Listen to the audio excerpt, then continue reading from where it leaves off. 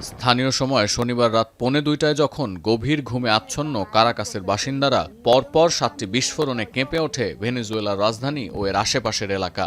যুদ্ধবিমান আর হেলিকপ্টারের শব্দে বাজল যুদ্ধের ডঙ্কা।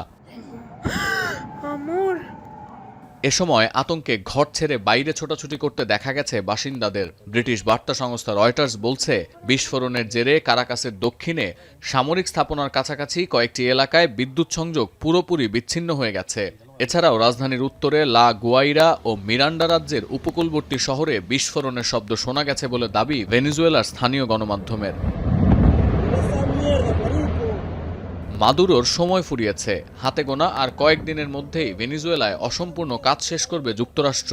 গেল 31 ডিসেম্বর ট্রাম্পের এমন বক্তব্যের রেশ ফুরোবার আগেই ভেনেজুয়েলায় এই হামলা। তাই সামরিক এই অভিযানের জন্য সরাসরি যুক্তরাষ্ট্রকেই দায়ী করেছেন প্রেসিডেন্ট মাদুরো।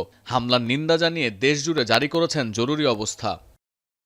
হামলার বিষয়ে তাৎক্ষণিক কোনো প্রতিক্রিয়া জানাতে রাজি হয়নি পেন্টাগন বা হোয়াইট হাউস। তবে মার্কিন কর্মকর্তার সূত্রে সিবিএস নিউজের দাবি, ভেনেজুয়েলায় এই সামরিক অভিযানের নির্দেশ দিয়েছেন ডোনাল্ড ট্রাম্প নিজেই।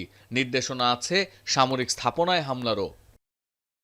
এদিকে মার্কিন এই হামলার নিন্দা জানিয়েছেন কলম্বিয়ার প্রেসিডেন্ট।